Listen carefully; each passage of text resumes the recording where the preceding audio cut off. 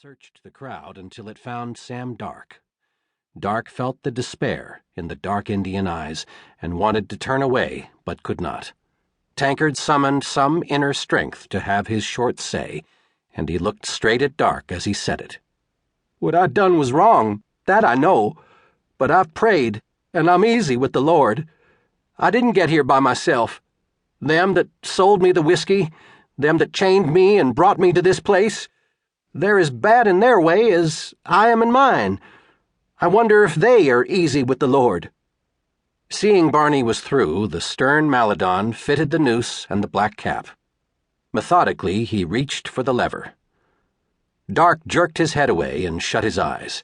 He had watched the first time. He had never made that mistake again. He flinched at the slam of the heavy doors and the sharp gasp from the crowd packed around him. God, he thought, what a wretched way for a man to die. The crib girls were walking away now, a couple of them weeping, as if Barney were kin. Every man ought to have somebody weep for him, even if it's just a girl from down on the river.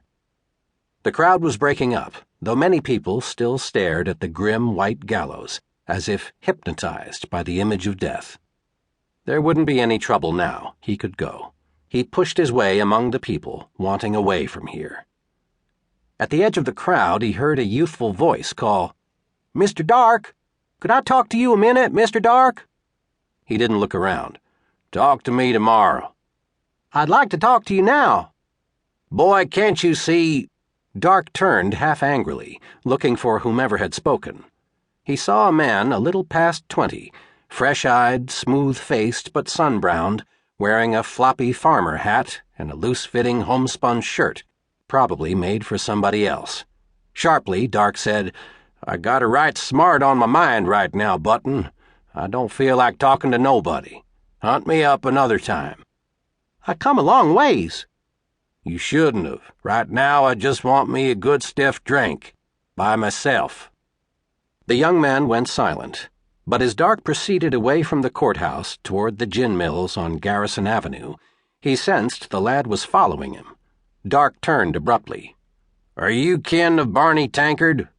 "No, sir." "Kin of somebody else I've brought in for the judge?" "No, sir." "Then what's your grudge?" "I got no grudge, sir." "If it ain't a grudge, then I wish you'd leave me the hell alone." Dark resumed his walk, pushing on through the crowd.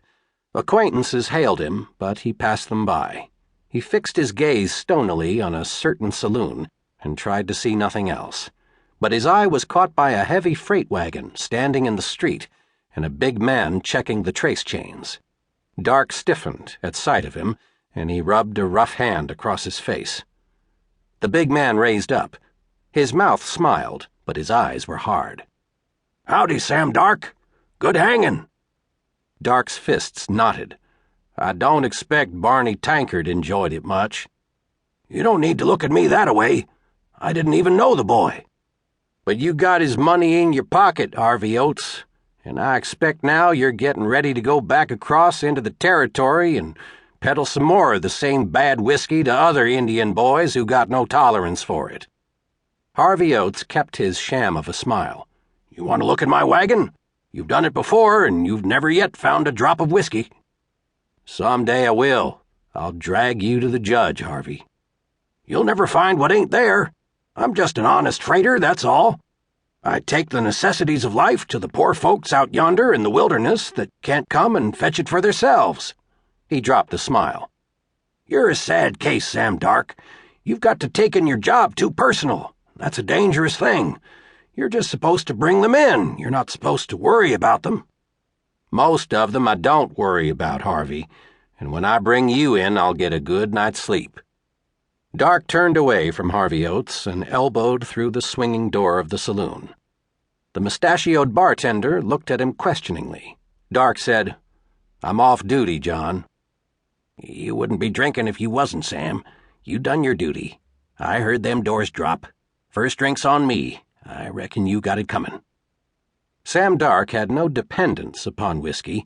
He could go without it for weeks at a time and never miss it. Over in the territory it was forbidden. But he respected whiskey's preventive and curative power.